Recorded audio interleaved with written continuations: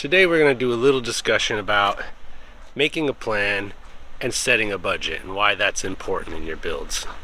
Let's go check it out.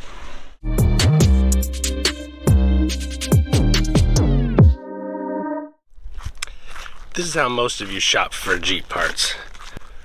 Ooh, that's shiny, I need it. Damn, that's sexy, I gotta have it.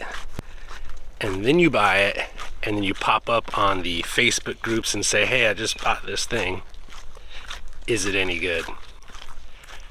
Kind of too little too late, right? Like, you should be talking about these things to people before you buy it. You should be doing that research way before you bust your wallet out. I know. Writing something out is not very exciting.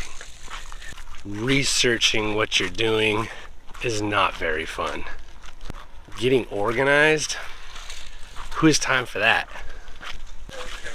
But you know what else I don't have time for? Wasting time, wasting money, and doing work that I'm gonna redo later. Nobody likes that.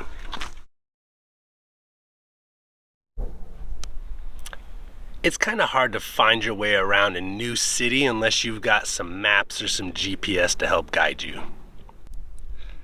So this is why I highly advise that you do a little bit of homework and set a budget and put together a plan of what you're doing. It's going to help you to get from where you are to where you want to be much quicker. Now I get it.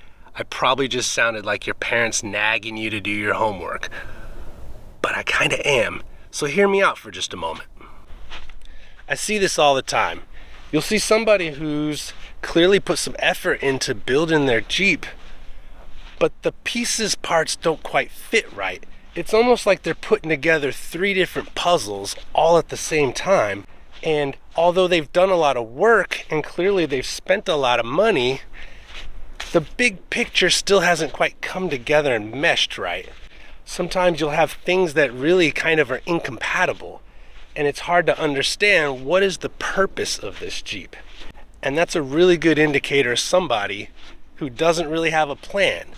They're just kind of randomly buying things as they bump across them and putting them on their Jeep. I'm not saying that isn't a way to build your Jeep. It's just probably not the most efficient way. So how do you go about doing research?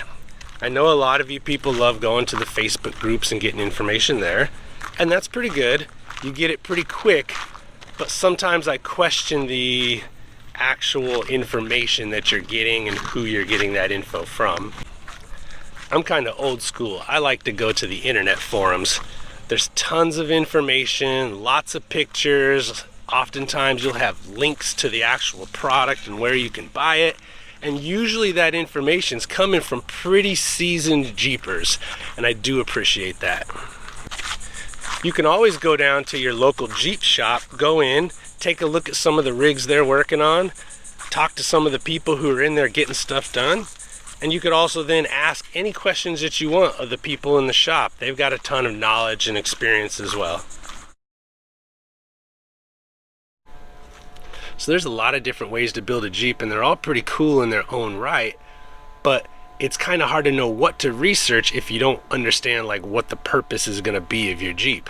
So for instance, are you building a rock crawler? Are you building a daily driver? Are you building a stereo competition Jeep? Are you building an overlanding Jeep?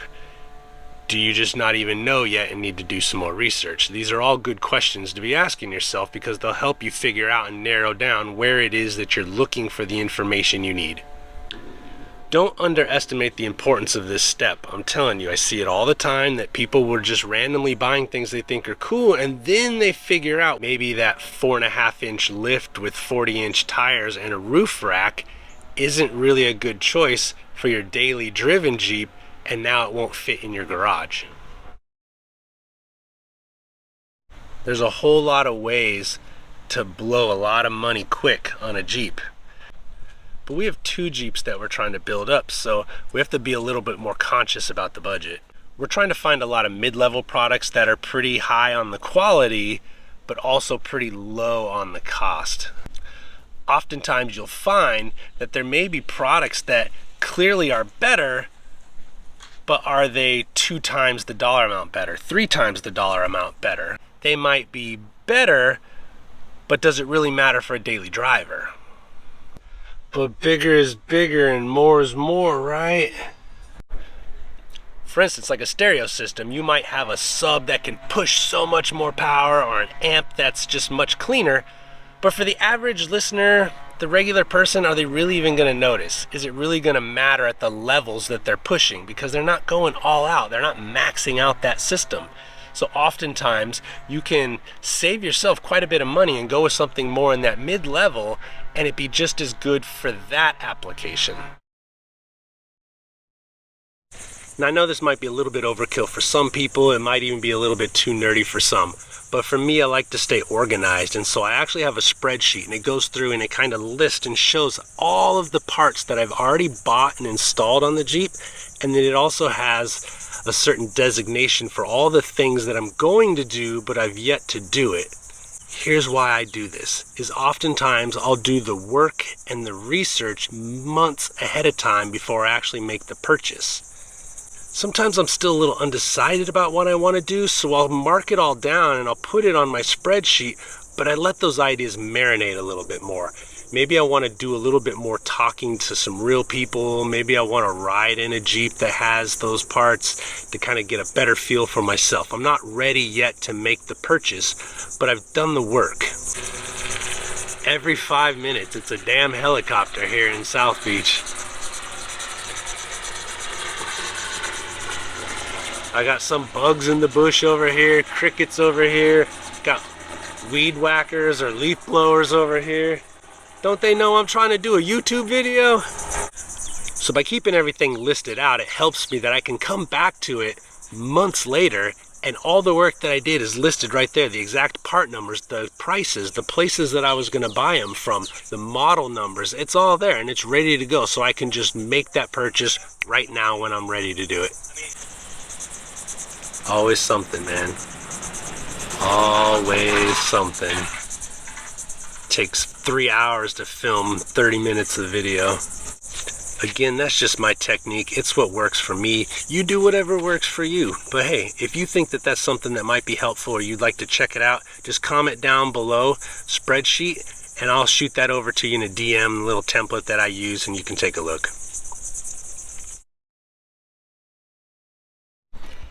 It's really easy to get lost in the sauce when you go to a Jeep meet or something like that and you see all these other dope rides out there and you come home and you just want to throw every dollar you have and run up your credit cards and just try to keep up with the Joneses. But don't. This will lead you to impulse buying and you'll probably pick up some things that don't even work for you. You're probably going to overspend on stuff. You might be in such a hurry just to get whatever it is that you buy the first one you see, and the first one might not even be the best one for you. Another thing you need to understand is a lot of the Jeeps that you see out there are built by shops. Why do I bring this up? Well, shops generally have a lot more money and resources to throw at those Jeeps to get them where they're at. It's really hard for the average Joe citizen to be able to follow suit in the same fashion. Here's what I mean. A shop oftentimes has its own credit, not to mention they buy wholesale, and then everything they spend they're writing off as marketing for their business. They're gonna get a large portion of that money back later on. They also have all the tools and the know-how and the resources to do that work. They basically are doing all that work for free, whereas you or I either have to do it ourselves or you gotta pay somebody else to do it. Shop owners have a lot of friends, so anything that they can't do in-house, they got a buddy they know that can do it. They've sat in a ton of Jeeps. They've driven a bunch of other people's rides. They've tested a bunch of setups. They know what works. These are luxuries we just simply don't have, so it's really hard to compare your build to a shop-built Jeep. Now, I'm not saying don't shoot for the stars, but understand that most of us have limits on time, money, or resources. So sometimes it's best to have a plan that you can actually accomplish both financially or in a time frame that makes sense. So here's the part where we need to have an honest discussion with ourselves and take a hard look at our bank accounts. Oftentimes what we want to do is not the same as what we can afford to do. I know, that's disappointing, but it's all good. You don't have to do it overnight. And what's cool is so many Jeepers out there are super helpful and super supportive no matter what level of mods you're at in this community. Jeepers are Jeepers and we support Jeepers. So have fun putting together your plan. Take a little time to dream. Enjoy the process. I promise you, if you take the time to put together a plan and set forth your budget, you're going to be so much happier with the way things progress and how much quicker and smoother it all goes, and you might just save yourself a bunch of money in the process. So that's enough of me blabbing on about boring stuff. I just thought I'd share a little bit of my method, the madness, why I do what I do, how I do it, and if you have any questions, always willing to help answer those. So in the meantime, if you want to be that guy who straight pipes his exhaust system on his daily driven Jeep because of more horsepower, you do you, bro. Hey, you might not be the kind of person who likes to put in that kind of effort and you love to just impulse buy. That's all good. Just don't get mad at everybody else when you drop that hefty dough on a 52-inch light bar, put it across the front of your Jeep, and find out it makes hella whistling noises when you take your roof off. That ain't our fault. So enough jibber jabber from me, and we're gonna get you back to dope Jeep content.